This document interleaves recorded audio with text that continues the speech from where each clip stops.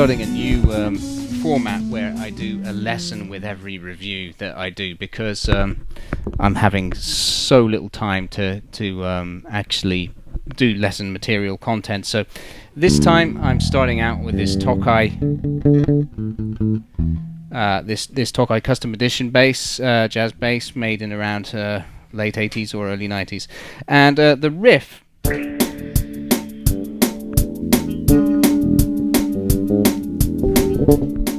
I'm going to show you this riff because it incorporates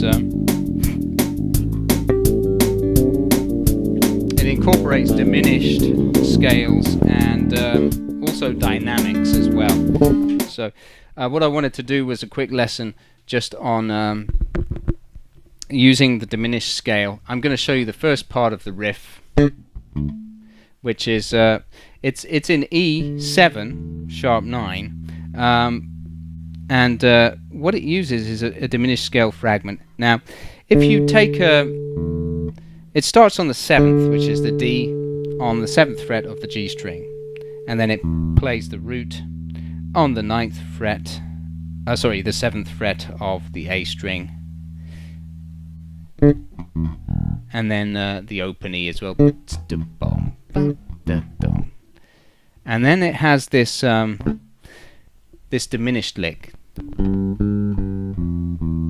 So that's going from G on the on the D string, 5th fret, up 1 fret, back down again, and then it goes to the F on the 8th fret of the A string, and then back down to the root.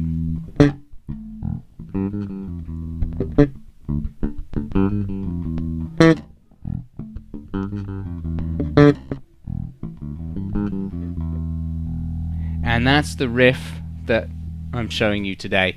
And it moves that riff up to A as well for the second part. It's the same pattern, and that'll be in the tab as well that I include with this lesson.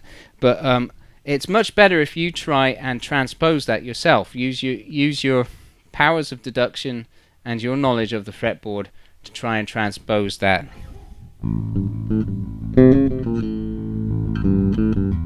And also use dynamics. So that's the next thing I want to talk about, is dynamics. So you got that riff, that'll be tabbed out and up on my website, available for download. The backing track 2 is available up on my website for download, and you can practice along with it. Now, the diminished scale, if you look at that, contains all of the notes of the dominant 7, but it also contains all the notes of the minor 7 too. So you've got a major third in there, you've got a minor third in there, and you've got a flat 9 in there as well as the root. So it gives you a very kind of nice dark tone.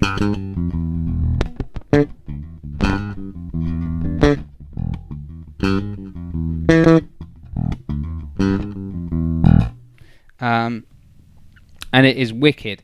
If you learn to extend the scale, I'll also put the scale in there for you, a 1 octave scale, so that you can learn it. And also you should learn to transpose it down here, as I was doing in the recording.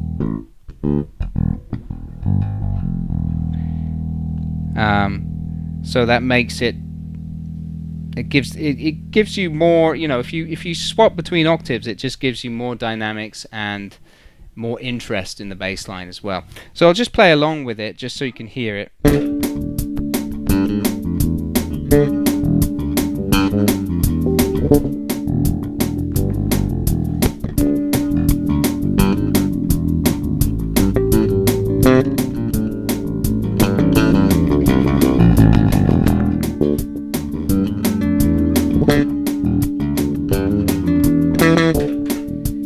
So there you go. You could hear that dynamically as well.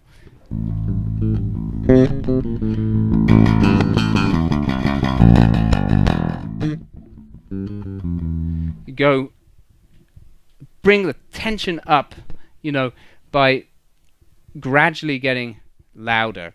And this happens when this progression moves up to the A. And without it, it would sound dull, you know. It just wouldn't have so much life.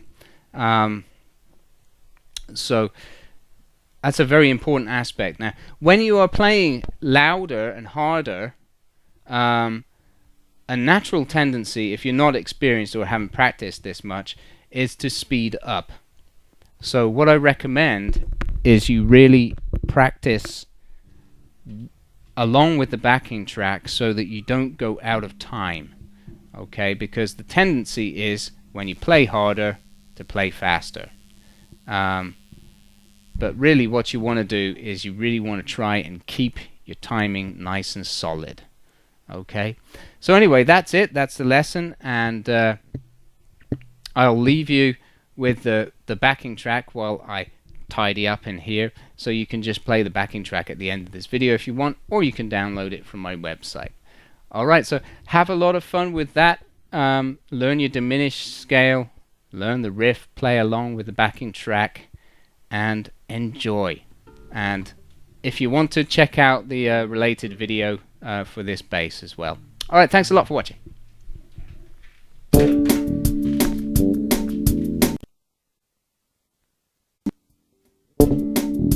Sorry, I gotta leave that running. So here you go, here's the backing track. I'll just leave it running, you can play along with it. Have fun.